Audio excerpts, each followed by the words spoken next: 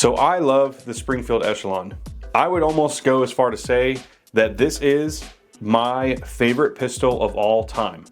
Kind of a sleeper, kind of an uncommon opinion, but I seriously stand by that. I love this pistol. However, I don't love the fully ambidextrous magazine release, and I don't love how tiny the magazine funnel is. I reached out to a company called Springer Precision, and they offered to send me some accessories that they make to solve those two issues. I'm gonna go over those accessories today. They didn't pay me for this review. I just want to do it because they were willing to support a small channel. That means a lot. Any 2A company that's willing to support small channels on YouTube or Rumble or X or whatever it is, that speaks volumes to me, and I really want to shout those companies out and lift them up in the marketplace and hopefully drive some traffic to their website and maybe help them out with some sales. It really does mean a lot to me when companies support small channels. This stuff is not cheap. This whole hobby is not cheap. It's very expensive. The more help we get, the better. So thank you, Springer Precision, very much for sending me these components. It means a lot. You guys are the best. Seriously, it speaks volumes. Thank you very much for doing that. So let's go ahead and go top down. I'll show you these accessories. I'm even going to show you how to connect them. I don't want to say a certain word that might get me, off YouTube. So let's go top down and check it out. All right, guys. So here's the Echelon right here. Like I said before, my two biggest gripes with this pistol, other than everything else, which is nearly perfect, is the fully ambidextrous magazine release. You can see right there, it's on both sides, and it sticks out on both sides too. And how small the funnel is on the grip module for the magazine. A lot of guns that I have also have small funnels, and on every single gun I have a magwell on it to kind of accommodate for that. This one is not very good. Smith & Wesson, boo on this magwell. Doesn't really make sense, and there's so many things to get hung up on. It's just not my favorite. But anyway, those are the two problems I had with the Springfield Echelon. Reached out to Springer Precision, and they sent me some parts to try and mitigate those issues. So they sent me out two magazine extensions right here. This is actually the factory one. I already have one swapped right here, for example, on this magazine. So we'll put this one aside for a minute. So they sent me magazine extensions. They sent me a single-sided extended magazine release and an aluminum flared magwell for the Echelon. Now I want to say something. Springfield just came out with larger grip modules for the Echelon. They have the 4.0 compact, of course, the shorter grip. It's about this long versus the extra length down here. But they also came out with larger hand size grip modules. So large and a small.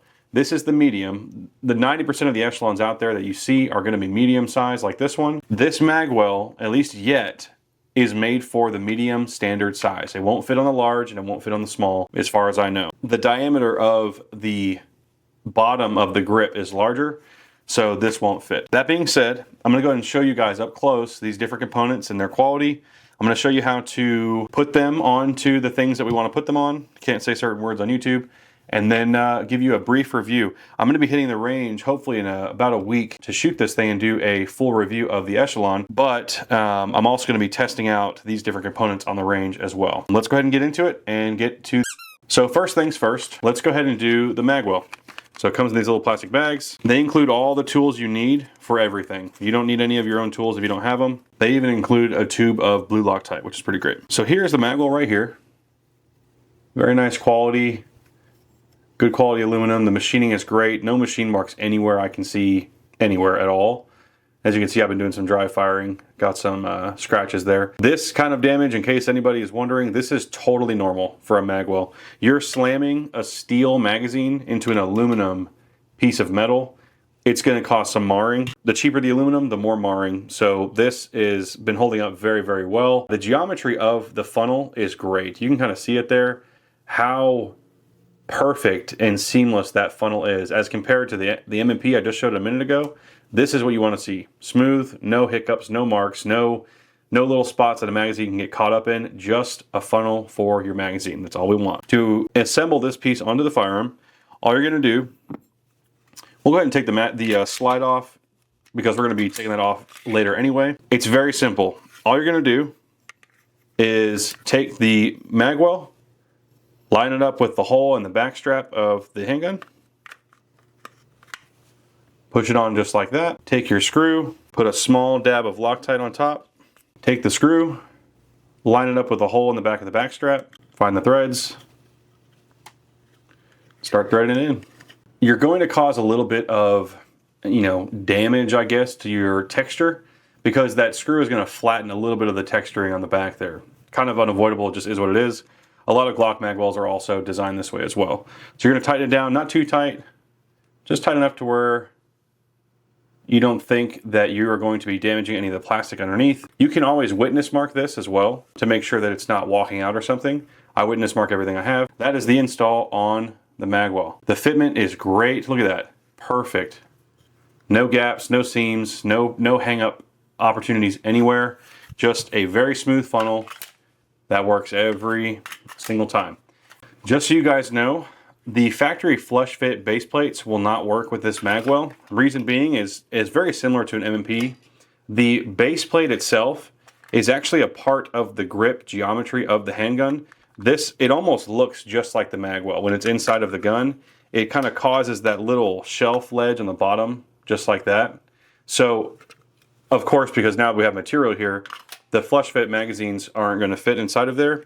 So you have to use the extensions. However, the factory extensions, you can see how much less material there is on the front. These will work perfectly. Lock in, totally fine, and function perfectly.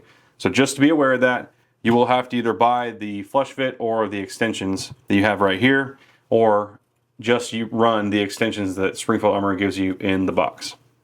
So that is the magwell right there.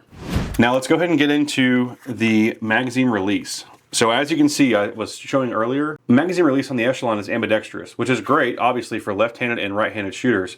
But I found myself a few times while gripping the pistol, I have large to XL size hands, that I was inadvertently activating the magazine button on the right side and dropping the magazine in the middle of a drill. Didn't happen often, but it would happen enough to where I started to notice that I don't prefer having the ambidextrous magazine release. After doing some research, I found that Springer offers a single-sided extended magazine release. Inside the bag, they also include a stronger or a different power magazine release spring. So play around with those to see which one you prefer more. If you want a little bit more pressure, you want it to be a little bit easier to push.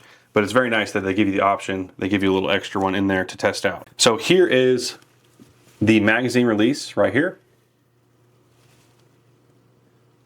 Very nice. The machining is top notch. Looks great. Nice little logo there on the front. Yeah, just great.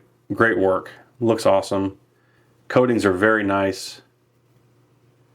Just a quality little machine part. Now, how we swap this out for the factory one is actually extraordinarily simple. I really am impressed with how easy it is to work on the Springfield Echelon, and that includes the COG system, this whole chassis system inside of the pistol. Very smart design. So the only pin on this gun is right here, and that pin is solely to hold on the magazine release. All you do is push that pin out with a tool, like that. The tool usually is going to stay in there. What you're doing, it's hard to explain, but what you're doing is the magazine release actually functions from the front of the gun. There's a pin, a little tooth on that silver piece right there. You can see it right there, that pushes in to the front of the magazine. So this is where it integrates with the magazine right here. Versus on like Glock mags or other mags, it's on the side over here. This one, it's different. It goes from the front to the back, just like that. So what we're going to do is put your finger in front to hold down that metal piece. Push down on it towards the bottom of the magwell, as well as in. So just kind of cradle it a little bit. Pull out that tool, because it's under spring pressure, so you don't want it to fly out or anything. Let it go. You're good. Turn it over. Comes right out. Once this component is out, right here, the magazine release itself just pushes out, just like that. There is the original, and here is the aftermarket. So as you can see, there's only an extended slide release, magazine release on this side, and this side is flush fit and fits the geometry of the pistol, whereas this one is identical, it's symmetrical. So on both sides you have a textured magazine release. I will say the factory one is really nice. It's metal. It even has stippling on the magazine release. It's very high quality, so nothing wrong with it as far as like durability. Now to install these, it's a little bit more tedious, I guess you could say. So all we're gonna do is insert the magazine release, make sure this little V cut right here is facing upwards, because how this works is this guy rests right in the middle of here. When you push the magazine button in, it rolls along this, tilts it backwards, and that releases the magazine. I don't know if you guys can kind of get what I'm saying there. As you push it, pushes it out like this, releases the magazine, and you release it, it comes back just like that. So what we're gonna have to do is insert our magazine release. Just gotta line it up. You can see how this kind of sits nice and flush with the grip now. Take your magazine release lever right here, and you're gonna try, I'll see if I can get a shot of this. You're gonna try to insert that tab right inside of here. The camera won't focus, but there's a small hole. You'll see where the spring is supposed to land. There's a small hole right there where you're gonna drop that magazine release button into, and or lever into, and it'll integrate with the magazine release. Yeah, impossible to see. It's so dark. But believe me, if you have a basic common sense, if I can do it, you can do it. We're just gonna try and line this up. So take your piece like this.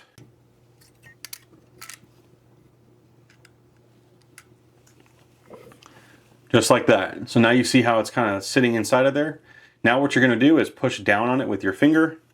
That basically aligns the hole of the part with the hole in the frame. Grab your pin, insert into the hole, push down on the part as far as you need to. The pin will insert just like that. So now we are good to go. And there is the magazine release installed. You can kind of see how it works here. Just like that. So when you push it in, it pulls that lever backwards, allowing the magazine to drop free. Just like this. Pretty cool. All right, let's go over how to install the base plates on a magazine. So inside the bag, they give you the magazine as well as a small Allen key. That is to adjust this little Allen screw right here on the base plate. So here is the magazine extension right here. Again, wonderfully machined, great quality, coatings are awesome, super sleek design. The geometry of this perfectly mimics and mirrors the geometry of the inside of the Magwell. So these like fit like puzzle pieces together. Very cool. What you're gonna do to remove the base plate on a factory magazine is take another tool. There's a hole right on the bottom. If you take your tool and push down onto that plate inside of there, you can kind of see it on the back moving. Push that all the way down until it pops out the back. Make sure you kind of have some pressure on it. You don't want the stuff to fly out. All you're gonna do is push forward on the base plate. So slide it forward as you kind of hold this spring down a little bit. Just like that. You can slowly release the spring. Boom. There you go. So the factory springs on the Echelon magazine are tuned for a certain number of rounds. The bigger the extension is, you need a little bit longer, higher power spring to compensate for the increased amount of ammunition and weight and length that you're going to be pushing out of this magazine base plate once you increase the capacity of a magazine. So what we're going to do is take off the factory follower. It's just pressure fit on there, so you just pull it off like that. Set this aside. Keep this if you want to. You don't need this anymore. They send you a pack of springs. The darker ones are theirs. The lighter ones are the ones that come with the Echelon. So here is the Springer Precision spring. Here is the Echelon spring. What you're going to do is the spring, you can kind of see the difference here. It kind of comes down to a smaller tip on one side of the spring. This is the side that goes closer to the end of the funnel of the magazine. So you're going to take your follower and push it down on top of this magazine here. Clicks in, good to go. Take that, insert it into your magazine. Make sure it's facing the same direction. Obviously you want it to feed properly. Now this part can be a little bit tricky. A lot of base plates are similar to this. You don't want to include the metal base plate that comes with the factory spring. You don't need this because this is what holds on the way that they hold on their factory base plate, but you don't need this for the new ones. What you're gonna do is, well here, I'll show you this first. The way this is supposed to go on is these two parts are supposed to meet up like that. The slits on the side of this magazine right here are supposed to go into the cuts in the side of the mag extension. So it's supposed to kind of slip in like this, like that. The problem is the spring sticks up and it makes it a little bit difficult to do that. Don't get frustrated if this takes a while, it's okay. You're gonna wanna try and push down the spring with one finger. You can already see it's gonna be tough to get that successfully. I have found that it sometimes works to insert the spring into the base plate first. Try and go backwards like that. If I can line it up right. You line it up like that. There you go. Magazine extension is installed. Take your Allen key, stick it into the hole that's in the bottom of the base plate. And you can see right here, there's a little screw right there. Go ahead and twist that. This little post goes right behind a small slit on the magazine base and prevents the magazine from slipping out from off of the extension, just like that. That's what it should look like. You see how that screw kind of backs up against that little lip there? See if this camera will focus on it. There you go.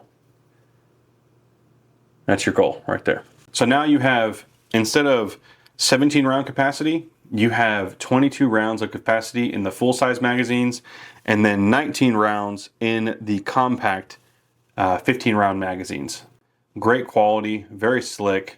They definitely add a little bit of weight, so if that's something that's important to you, keep that in mind. But overall, just very premium feeling, very quality feeling component. And of course, integrates perfectly with the Magwell. So all these parts together, they're all mag related. Magazine release, Magwell, mag extension, come together to create a really, really nice piece of equipment and fix a couple of the small minor drawbacks I had about the Echelon grip module. There she is in all her glory. Check that out. Fellas, I am currently editing the video that you're watching right now, but it's a whole different day. And here's the problem. I had an outro filmed for this video that I filmed yesterday. Turns out, audio gone. Not even there. Sick. It's probably my fault, I'll be honest. I think I legit just didn't turn the microphones on. So that's great. This stuff is a lot harder than I thought. And this stuff right here, this is tough. All right, I'm gonna be honest. This is a whole different world. Okay, so if you teach editing in DFW, please let me know. I need help. I'm also consuming old Michael Mayfield's new video on the Prodigy. I'm just like you.